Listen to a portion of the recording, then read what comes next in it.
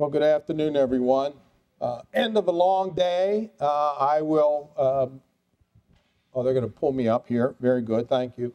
I don't have a lot of time. I will leave time for questions, so if you have questions, please hold off until the end, and I'm going to try to get through this very quickly. We've got a little over a half hour, not a long time to go through the material. It'll feel like a lifetime for you.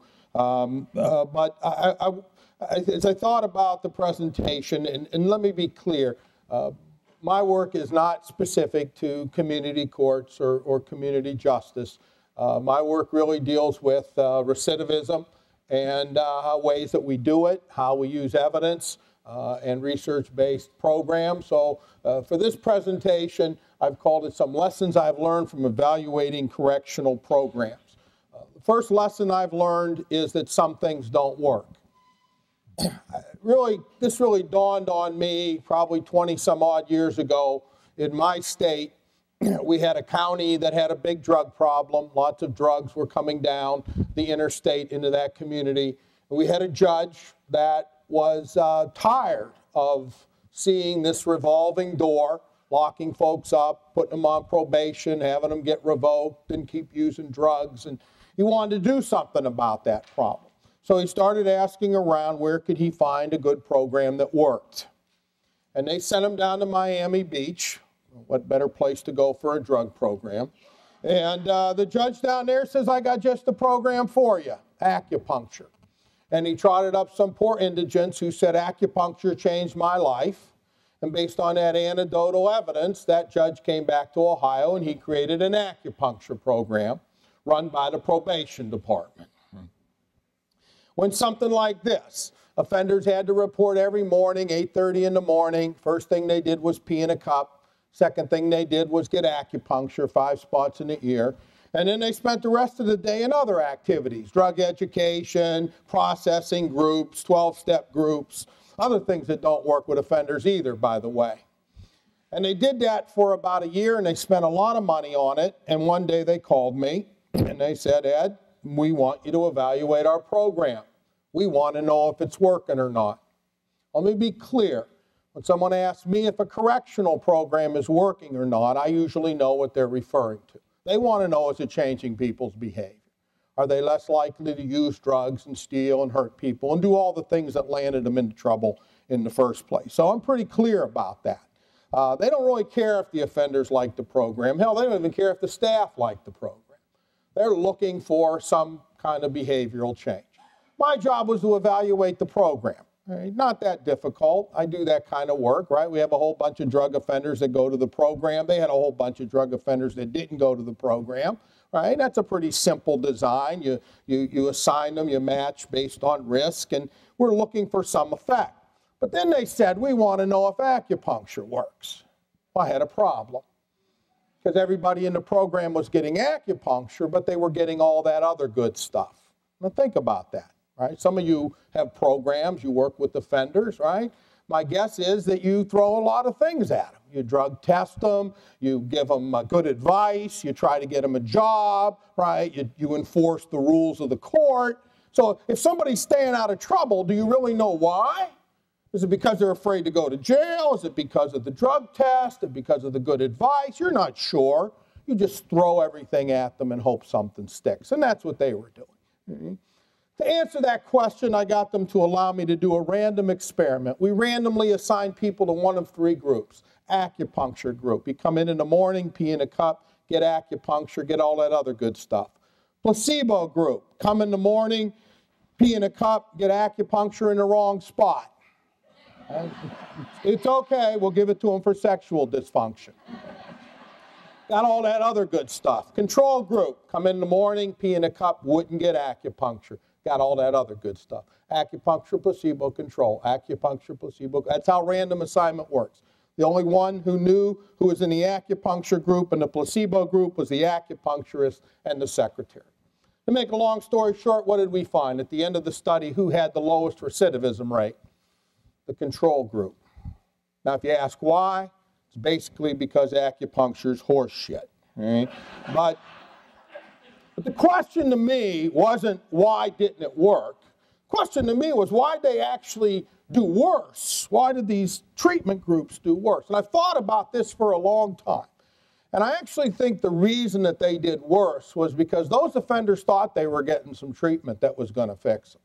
They could do what they always did, hang around with the same people, think the same way, but they were getting this newfangled treatment. It'd be like if you came to me and you said, I want to lose weight. And I said, I got a pill for you.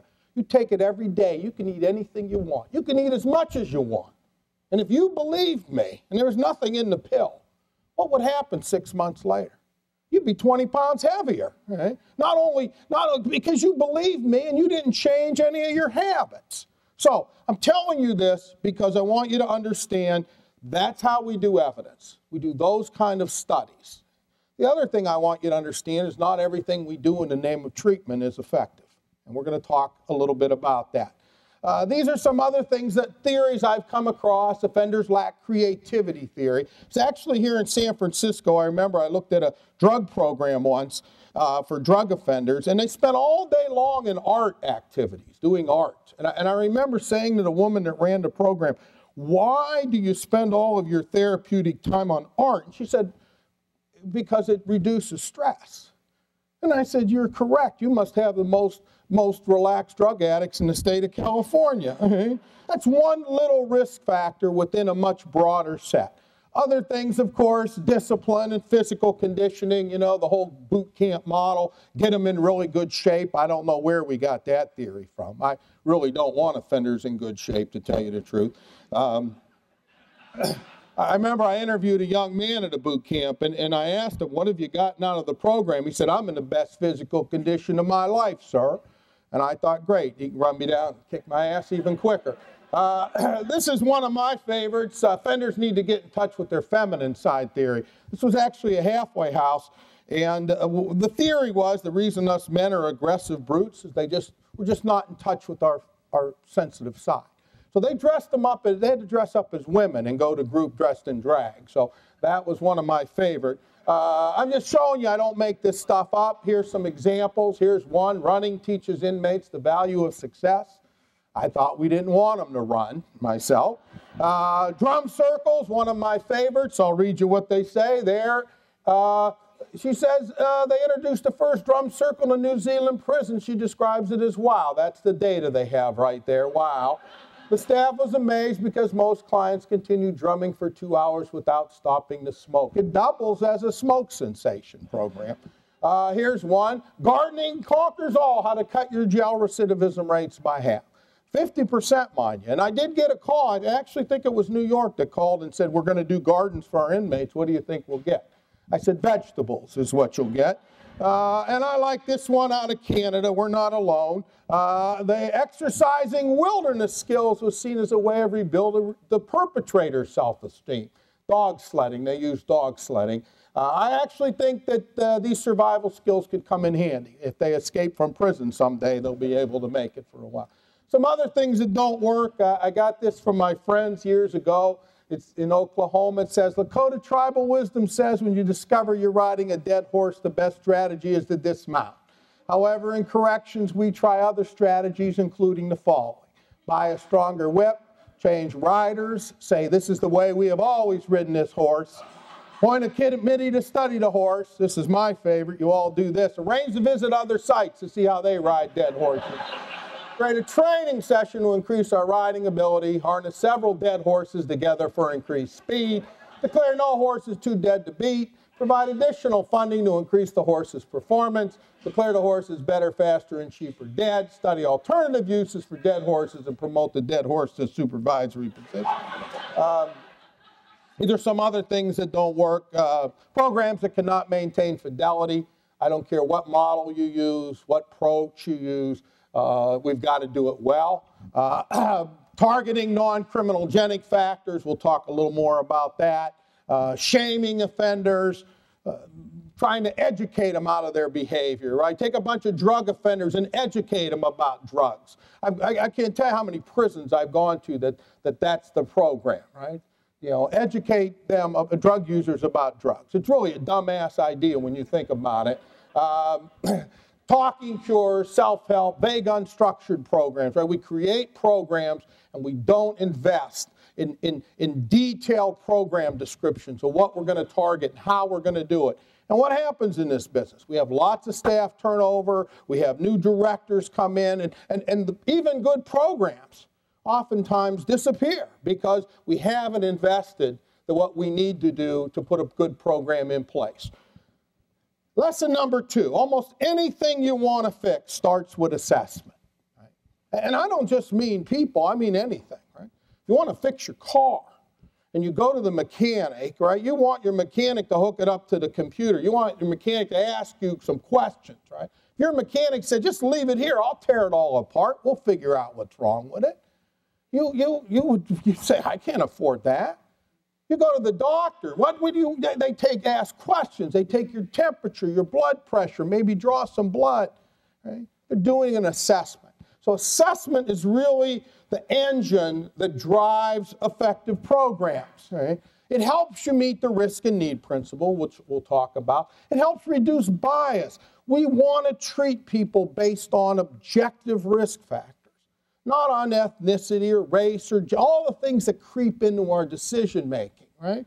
We want to look, and by the way, and I hear it all the time that, this risk factor doesn't apply.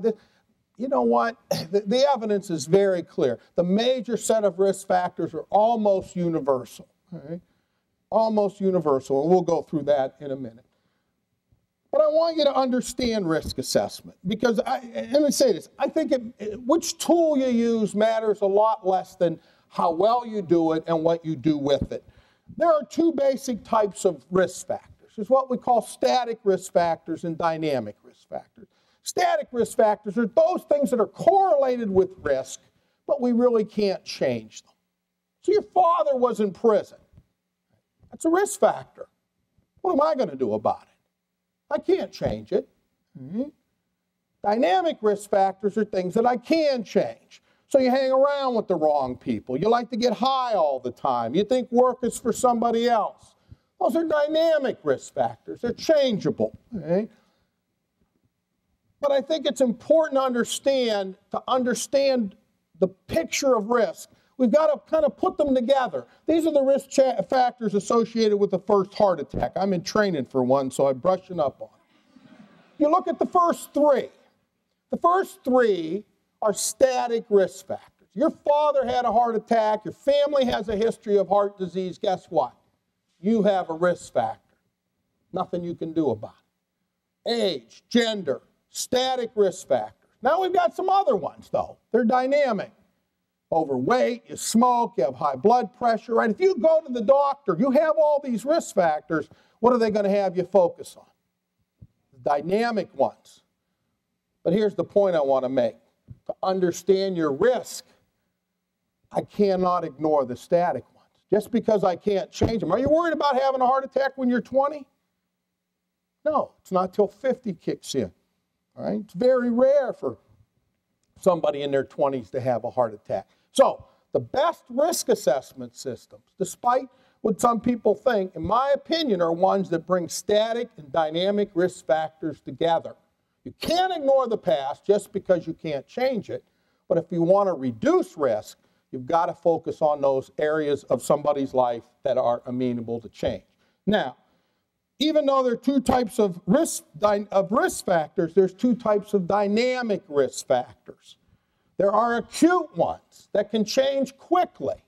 How quickly can someone get a job?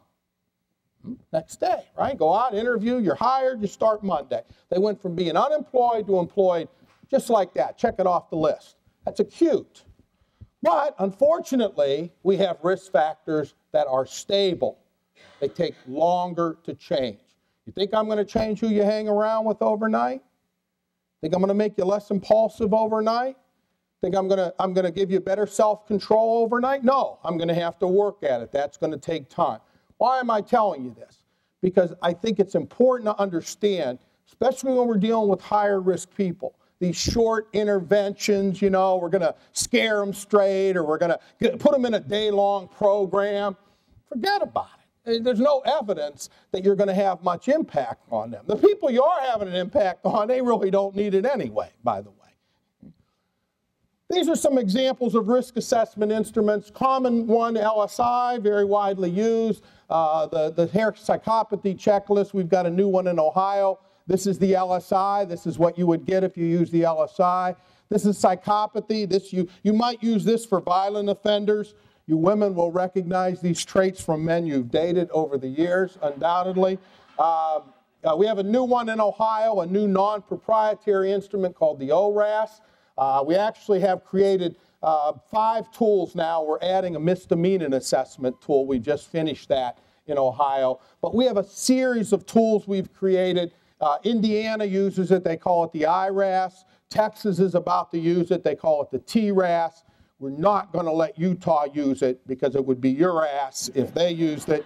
And this is what judges see in Ohio. They get a speedometer. We wanted to make it very simple. They get to see all the different domains, peer, substance, and so forth. And so this is what these kind of instruments look like.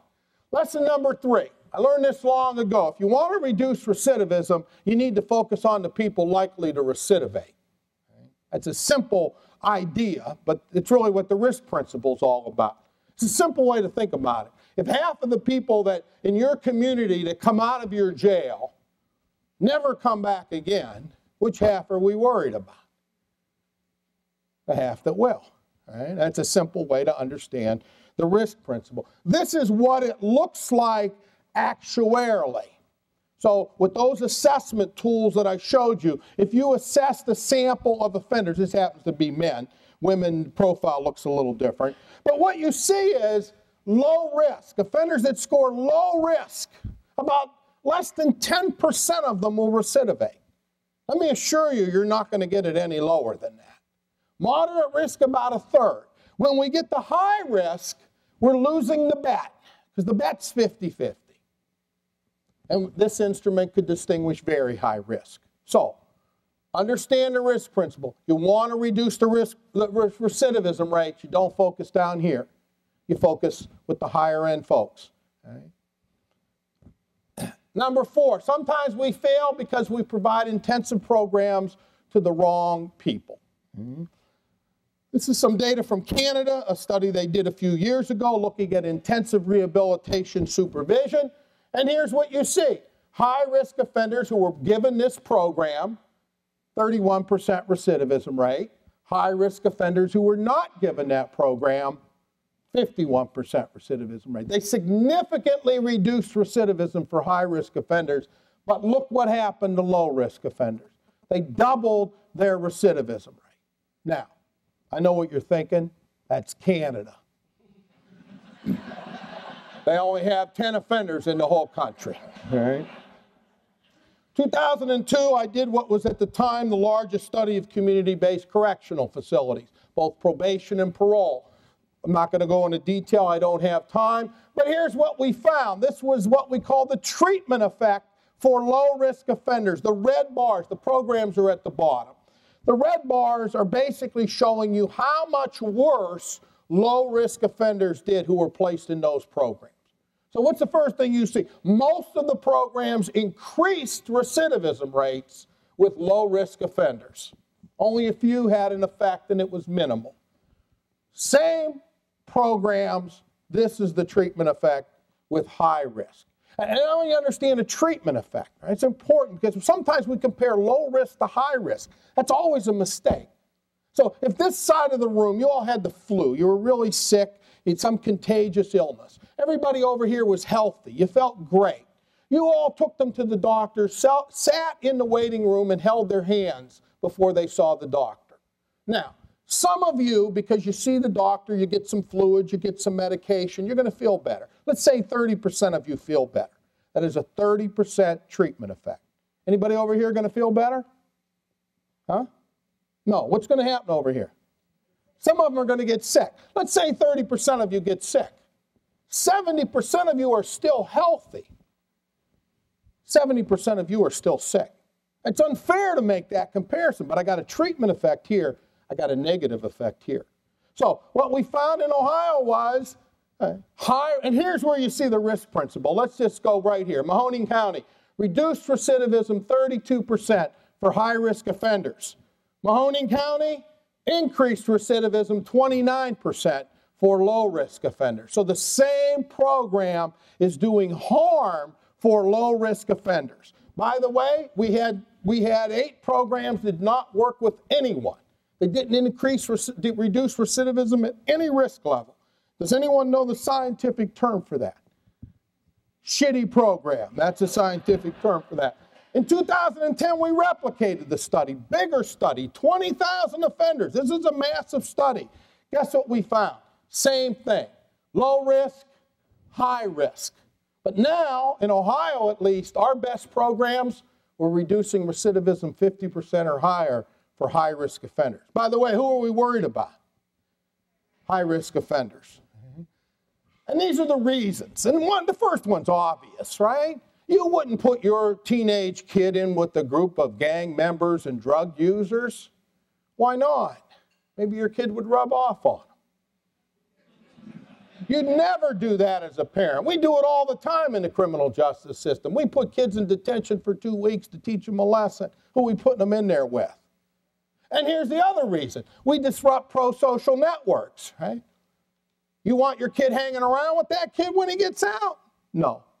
And you're all low risk. We'll use you as an example. If I took you right now and put you in the best correctional treatment program I could find for 6 months, how many of you would lose your jobs? How many of your families would have trouble getting by without you? How many of your neighbors would have welcome home from the correctional treatment reception for you? In other words, I wouldn't reduce your risk. I'd give you some new risk factors. And of course, we know that when we make people report more and we watch them more and we drug test them more, they get caught more. So these are just some of the reasons we see that. Lesson number 5, sometimes we fail because we do not provide enough treatment. And this is really a new area of research for me. I got thinking about this. I went through a terrible illness a few years ago, and I got thinking about the whole dosage issue, because there's one observation I'll make. I've assessed hundreds of programs, and I say this. There's one thing we know, that in this business, we're one size fits all. Okay? We give everybody the same thing in that, whatever that program is, 8 weeks, 12 weeks, 14 weeks. We talk about individualized, but we really don't do that very well. And so I got thinking about dosage. Because if you ever have to get chemo or radiation, what happens if you get too much radiation? It could kill you. What happens if you don't get enough? It could kill you, right? And so doctors are very, very careful about how much you get, and they monitor you. And what's the goal? They want to kill the tumor or the cancer, whatever it is. So I got thinking about this. I thought, well, we don't do that. We shove everybody in a program, and we give them the same damn thing. Right? Here's the problem. Most studies show the longer someone's in treatment, the greater the effects. But if we keep them too long, effects go down. Why do effects go down? Well, people give up. No light at the end of the tunnel, right? We keep them a year, 2 years, 3 years. How many of you can stick to something for 2 years? A diet? Not easy, right? So we're starting to do this research, and here's a study we just published. I'm not going to go into detail, but what we found was increasing the dosage for moderate risk offenders only got us slight declines in recidivism. But for high risk offenders, we saw significant reductions. Here's some guidelines that we like to use. About 100 hours will get your effect for moderate risk offenders. We get a significant reduction. High risk, at least double it. And, important finding, 100 hours for high risk will have little, if any, effect. You know what that means? You're wasting your time. And, by the way, we don't count work, we don't count school, we only look at those evidence-based programs. Now, this was a controlled study in a residential facility. How's it translate in the community? I don't know, but let me say this. It's very clear to me you cannot have a one-size-fits-all program. I was up in Michigan, and there's a court I work with up there, and they have a program for kids after school. The kids all have to go for 4 hours and do work. And here's what the judge did. Moderate risk kids go Tuesday and Thursday. High risk kids go Monday, Wednesday, and Friday. So with one little schedule changed, He increased the dosage for high risk, and he kept high risk and moderate risk kids separated. So you don't have to, it's just, you can be creative with this. All right, number 6, everybody thinks they're an expert in criminal behavior, right?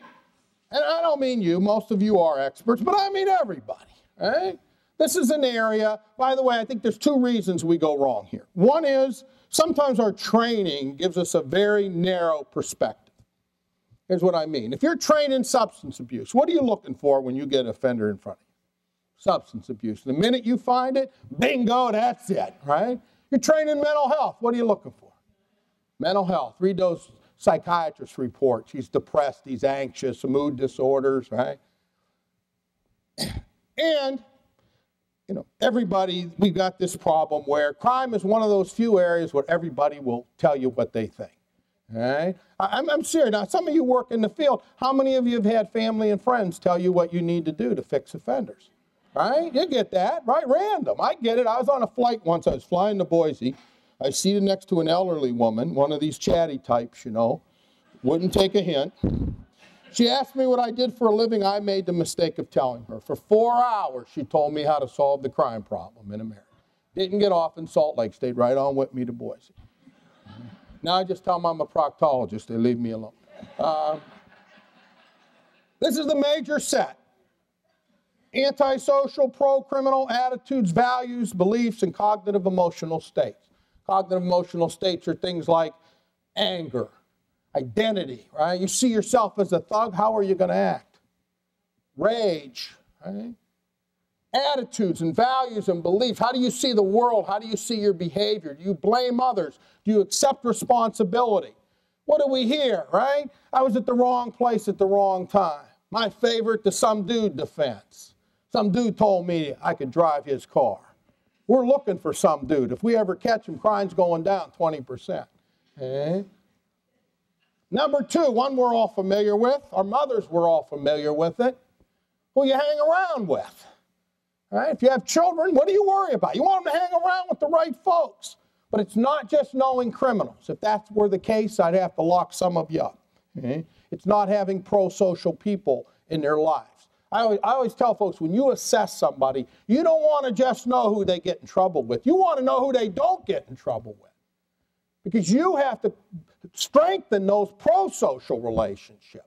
Because what do? We tell them you can't hang around with these people, you can't go to these places. As soon as we go away, they all go back to it, unless they've replaced those antisocial associates. Temperament, antisocial personalities, weak socialization, impulsive, adventurous, restless aggressiveness, egocentrism. It's not low self-esteem, it's high self-esteem that's correlated with risk. Weak problem solving and coping skills, right? They get into situations they don't know how to get out. They don't have the skills. They have that short-term thinking. I interviewed a parolee the other day, and I said, "Are you working?" He said, "No, I quit my job." I said, "Why?" He said, "I wasn't getting enough hours." I said, "How many are you getting now?"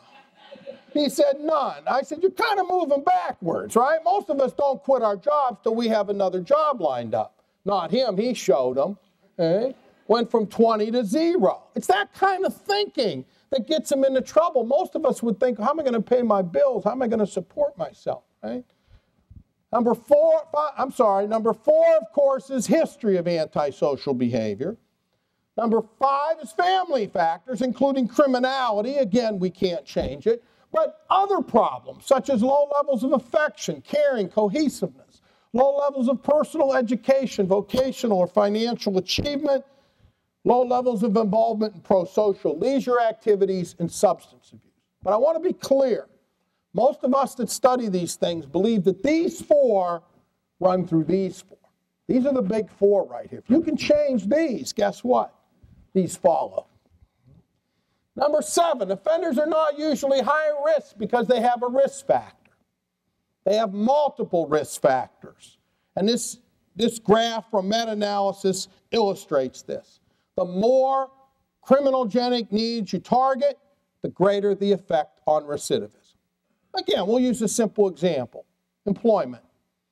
You think in your community, you think a parolee or probationer being unemployed, you think that's a risk factor for them? Not having a job?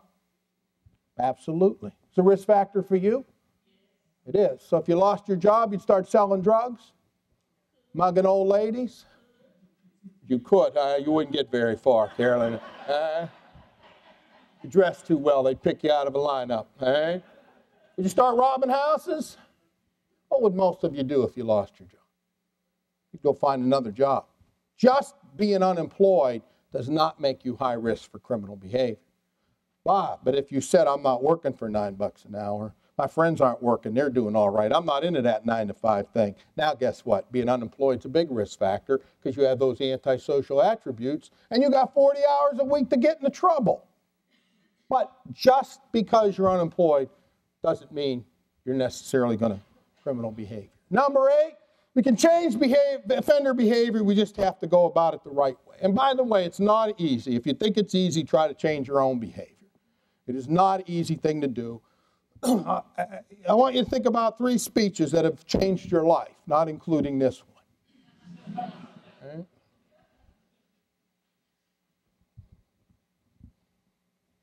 All right, that's enough time. Most of you can't do it anyway. Anybody got a speech that changed their life? Who got a speech? Yes, what do you got? John F. Kennedy, ask not, all right? People heard that and devoted themselves to public service or joined the Peace Corps. Martin Luther King, I had a dream. People heard that speech and changed how they looked at hope or race. Those could have been, those are very powerful speeches, but it's very difficult to think of speeches that have changed our life. I know I can't do it. So I got another question for you. I want you to think of 3 people that have changed your life. That's a lot, it should be a lot easier, okay? Who do you have? Who are the people that changed your life, Carol? Family, parents, grandparents, aunt, uncle. Who do you have? Parents, eh? You named your kids, right? Your kids, the spouse. I had a guy the other day had 3 ex-wives that changed his life. A teacher, a professor, a minister, a drill sergeant, a coach. And I'm not trying to confuse you. I'm trying to get you to see how much more powerful social learning is than talk therapy. So you think they're offenders because they never got any good advice. Oh, and they never got any good advice from you. That's why they're offenders. Okay? The most effective correctional interventions are based on behavioral approaches, structured social learning, and cognitive behavioral interventions. They focus on current risk factors, not the past. Why? Can't change the past. Sometimes the past is a barrier. Sometimes it has to be addressed. Okay? But all we view it as a barrier. What are current risk factors? You don't have a job. You think what you do is okay. You hang around with the wrong people. You get high every chance you can. Those are current risk factors. It's action-oriented, not talk-oriented. What does that mean? That means that they are actively engaged in learning new skills. They're practicing. You're reinforcing them. And staff follows some core correctional practices. Social learning is the strongest theory we have to explain human behavior.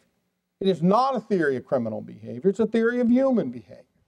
And it's a very complex process. It's not a complex concept. It's an easy concept to understand. How many of you have children? How many of you turned into your parents when you had children? You woke up one day, you're your mother. It's the last person you're going to be at 14. Okay? You say things you swore you'd never say when you were a kid. You're born in a barn, you think money grows on trees, I'll give you something to cry about. That was always my favorite. I said to my son one day, I said, Michael, do I look like Rockefeller? He said, who the hell's this Rockefeller guy? I said, I'm sorry, do I look like Bill Gates? Problem with social learning is we don't just learn good things from other people, we learn bad things from other people. COG, that thinking affects behavior, that this unproductive, irrational thinking can lead to that kind of behavior. But we can influence and change people's thoughts. And if we do, we can change their behavior. What's the research about COG show? Average effects about 25%, but most effective configurations find 50% reductions. What are those configurations? Risk, need, responsivity, fidelity, dosage. Give them at least 2 sessions. Make sure it's done right. Make sure people get through. Higher risk, and they have multiple needs.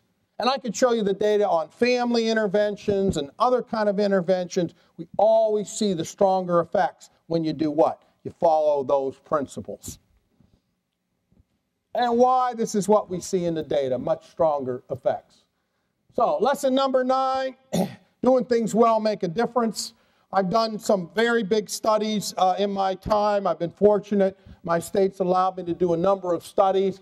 I've studied hundreds and hundreds of correctional programs involving many, many thousands of offenders. For residential programs, what have we seen? Poor quality, poorly implemented programs actually increase recidivism almost 20%. High quality programs on average, 22% reductions. That's a 40% swing in recidivism.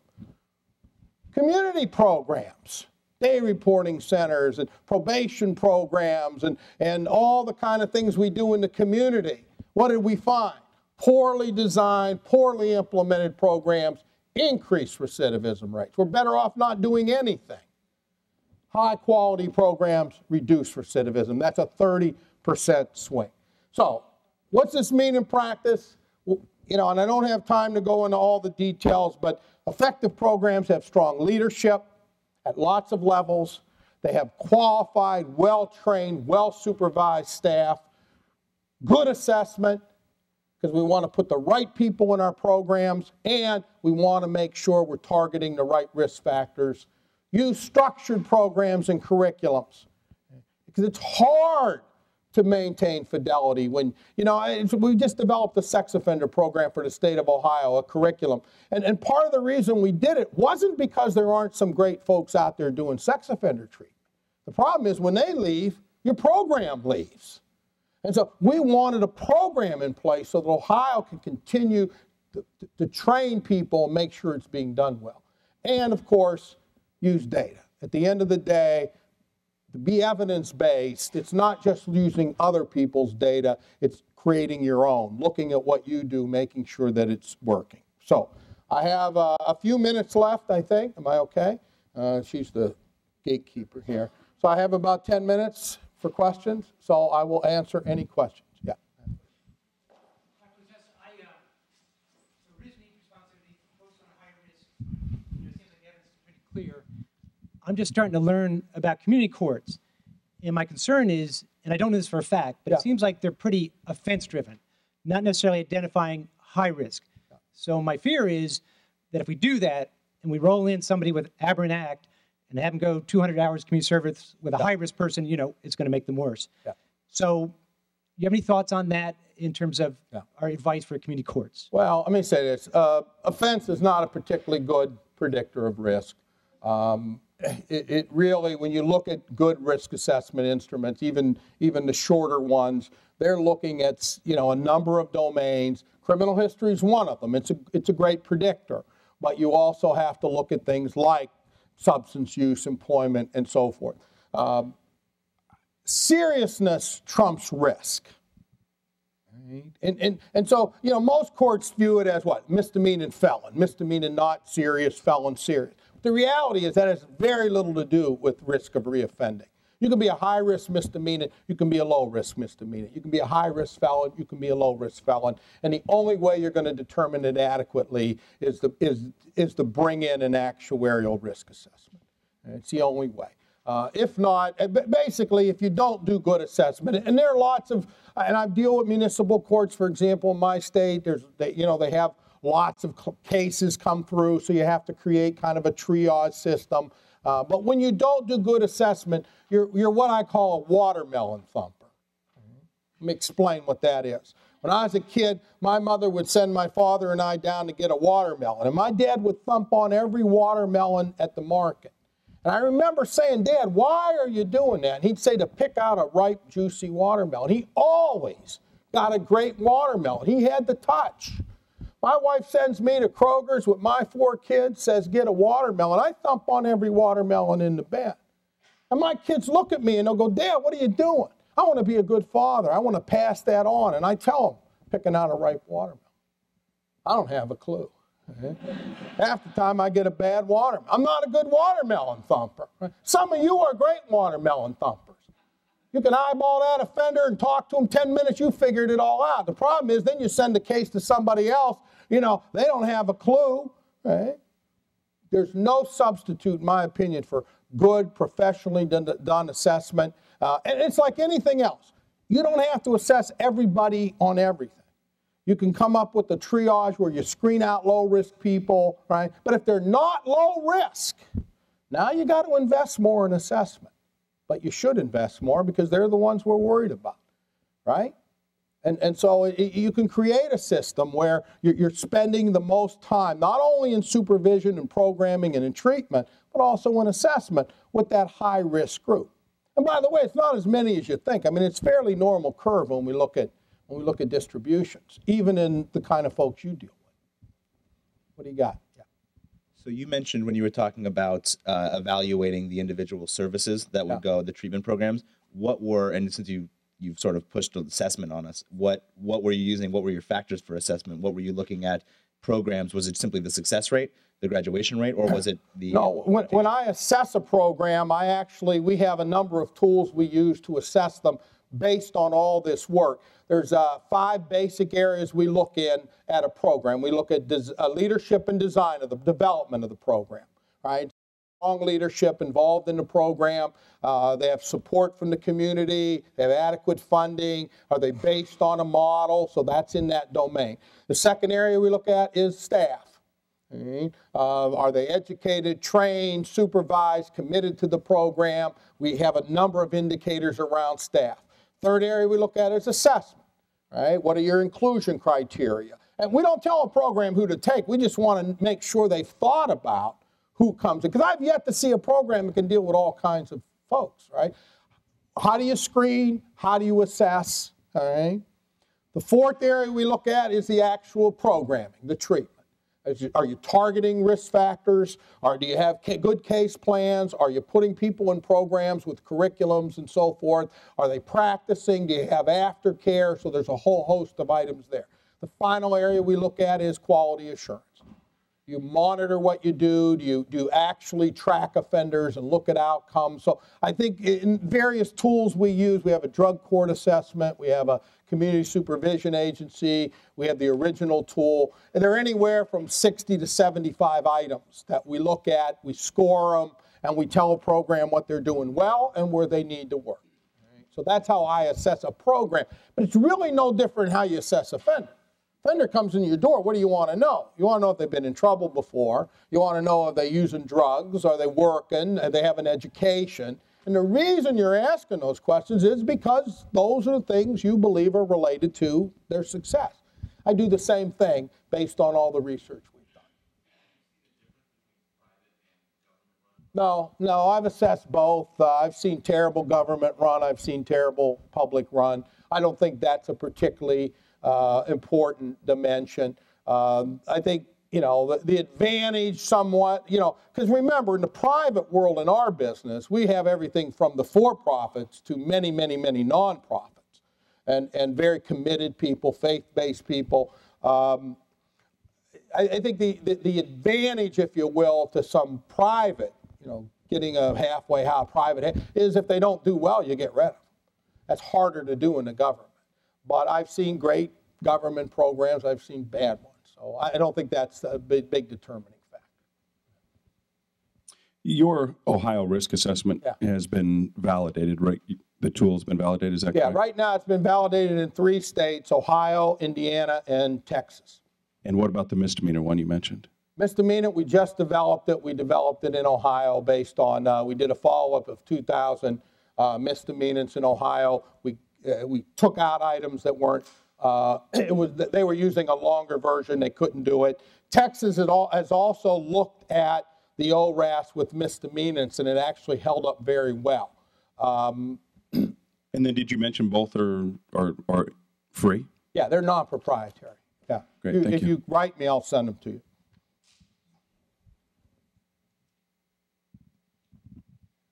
Yes, dear.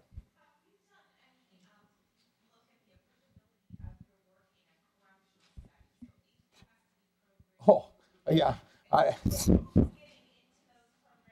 Yeah. Like the classification restrictions often lead to the lowest risk folks getting into programming in custody?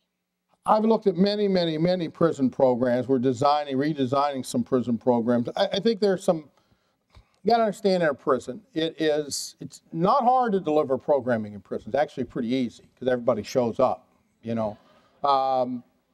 But there are some unique challenges in prisons. One, of course, is they're in an antisocial environment. All the pressures on not to do the right thing. I think the risk principle comes into play less in a prison setting. And here's why. I think when you send a low-risk person to prison, the harm's already been done. It has nothing to do with programming. Right? Again, it doesn't mean the high risk don't need more programming. But the exposure is kind of over. Because in our data, we show, for example, low-risk people, same scores, fail about twice as high coming out of prison than they do if they stay in the community. Right? So I think that harm's already done. But programming-wise, the principles are very similar. You know, in a prison, though, ideally, or a jail, and jails are even tougher because of the transitory nature of the population, you really have to keep the inmates in programming separate from those that are not. If you don't, at night, all your works, little elves are undoing all your good work.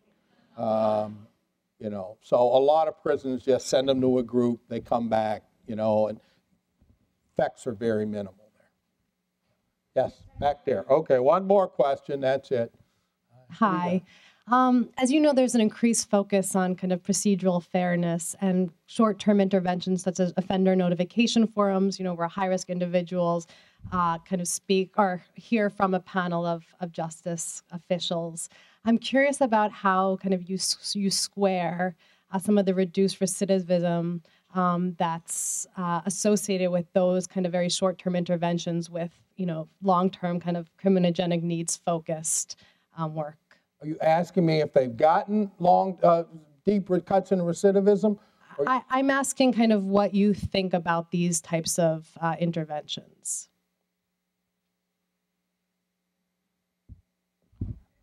You know, I think there's a place for